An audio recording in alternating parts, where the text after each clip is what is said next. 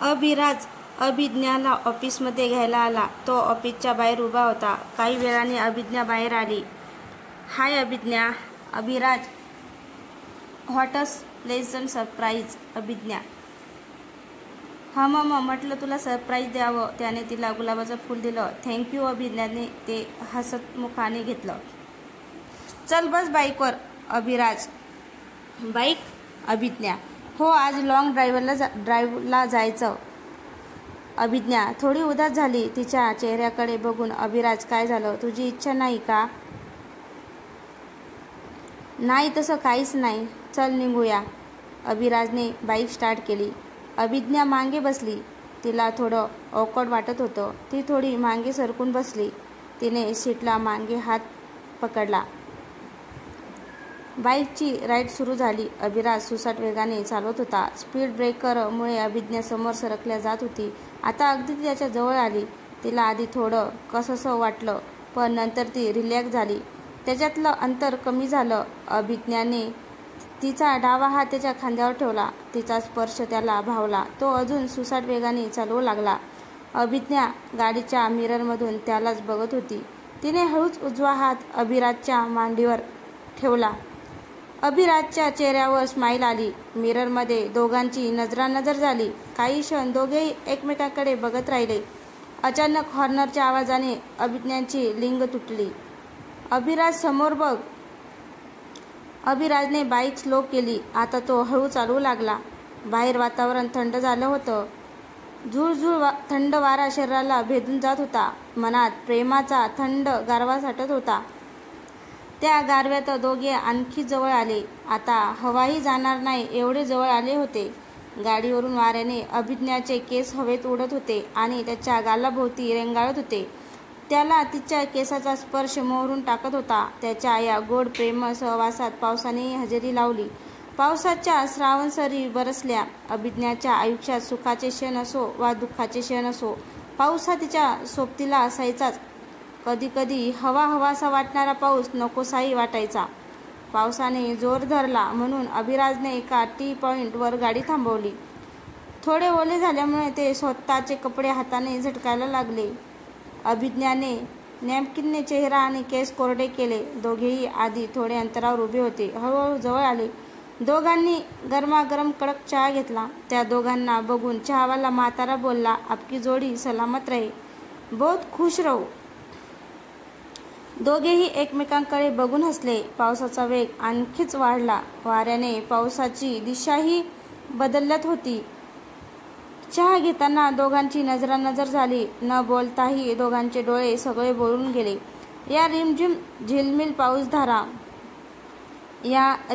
झिलमिल पाऊसधारा तनमन फुलवून जाती. सहवास तुझा मधुमास फुलांचा, गंध सुखांचा हाती. हा धुंद गार वारा, हा कोवळा शहारा, उजळून रंग आले स्वच्छंद प्रीतीचे. चिंब भिजलेले रूप सजलेले बरसून आले रंग प्रीतीचे. अभिराजने पावसाचं पाणी तिच्या चेहऱ्यावर उडवलं. तशी तिने मान फिरवली, केस हलवले, अंगावरची ओढणी कमरेला बांधली आणि पावसात रस्त्यावर आली. अभिज्ञा ओली चिंब झाली. तिने अभिराजला इशाऱ्याने बोलावलं.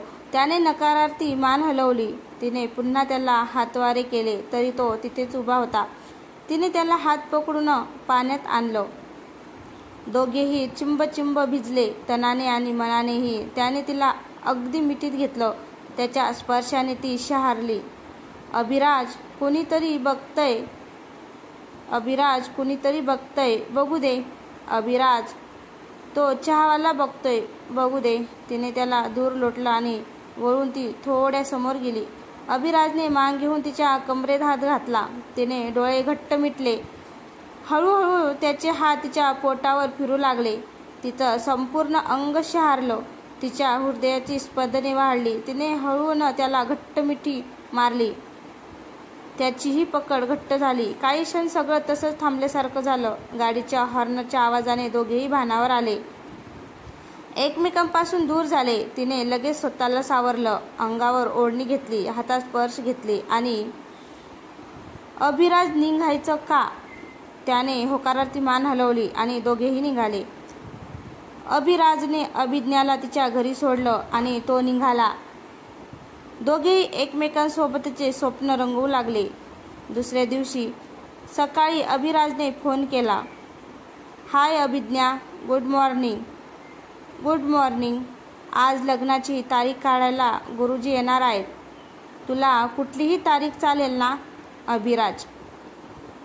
हो चालेल अभिज्ञा. Okay bye. अभिराजने फोन ठेवला. अभिज्ञा ऑफिसला गेली. आज दुपारनंतर ती उर्वीसोबत मार्केटला जाणार होती. तिने ऑफिसचं काम संपवलं आणि बॉसकडून सुट्टी मागितली. ठरवल्याप्रमाणे उर्मी तिला घ्यायला आली. दोघीही मार्केटमध्ये गेल्या, खरेदी केली आणि निघाल्या. वाटेत दोघीही मनसोक्त त्यांच्या आवडीची भेळ खाल्ली, अननस ज्यूस प्यायल्या.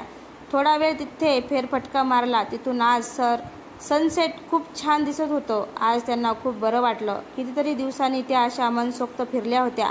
आज स्वयंपाकाला सुट्टी म्हणून दोघीही बाहेरच जेवण केलं आणि घरी गेल्या. दोघींनीही बाहेरच जेवण केलं आणि घरी गेल्या. अभिराजचा फोन आला. Hi dear. हाय. अभिज्ञाला अजून 8 दिवसानंतरची तारीख निघाली. मम काय? इतक्या थंडपणे का बोलत आहेस? मी आत्ताच बाहेरून आले. थोडी थकली आहे म्हणून, बाकी काही नाही. अच्छा ठीक आहे, ठेवतो मग. मी भेटू उद्या. अभिज्ञा लगेच झोपली. लग्नाची संपूर्ण तयारी झालेली होती. लग्नाचे सगळे कार्यक्रम हॉलमध्ये होणार होते. बघता बघता लग्न 2 दिवसावर आलं. अभिराज अभिज्ञाला घ्यायला आला. अभिज्ञा आणि उर्वी दोघीही त्यांच्यासोबत हॉलवर गेल्या. खूप मोठा हॉल आणि लॉन होता. संपूर्ण हॉल फुलांनी सजवला होता. छान डेकोरेशन केलं होतं. तिथे पोहोचल्यावर मेहंदीचा कार्यक्रम सुरू होणार होता. अभिज्ञा तयार झाली. अभिराजही तयार होऊन आला. दोघांच्या मेहंदीचा कार्यक्रम सुरू झाला. एका बाजूने मेहंदी काढणाऱ्या वयस्कर बाया बसल्या होत्या. तरुण मुली त्यांच्यावर हसत होत्या, पण त्यांना हे कळत नव्हतं की त्या आता जरी वयस्कर असतील तरी त्यांच्यातली कला ही जन्मताच आहे. दुसऱ्या बाजूने अभिराजच्या हातावर मेहंदी काढणं सुरू होती. मधात मोकळ्या जागेत मुली डान्स करत होत्या. एकंदरीत सगळं छान सुरू होतं. मेहंदी संगीताचा कार्यक्रम झाला. रात्री खूप उशीर झाला असल्यामुळे सगळे लवकर झोपून गेले. दुसऱ्या दिवशी सकाळी साखरपुड्याचा कार्यक्रम ठरलेला होता. अभिज्ञा सकाळी लवकर उठून तयार झाली. साखरपुड्यासाठी छान गुलाबी रंगाची साडी नेसली होती. सगळे पाहुणे जमले आणि कार्यक्रमाला सुरुवात केली.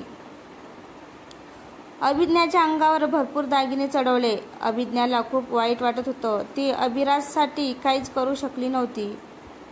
त्यांच्याच घरच्यांनी अभिराजसाठी दागिने बनवले होते. सगळे कार्यक्रम पार पडले. लग्नाचा दिवस उजाडला. सकाळी हॉलमध्ये लगबग सुरू झाली. अभिज्ञा तयार झाली. अभिराजही तयार झाला. दोघांचं फोटो सेशन झालं. त्यानंतर मंगलाष्टकाला सुरुवात झाली. दोघांनी एकमेकांच्या गळ्यात हार घातला.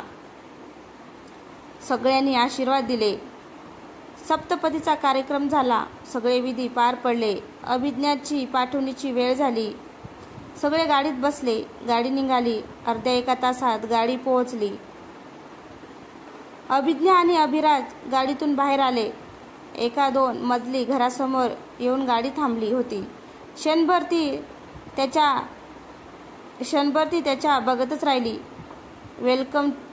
Welcome to my house dear. Abhidnya त्या घराकडे बघतच राहिली.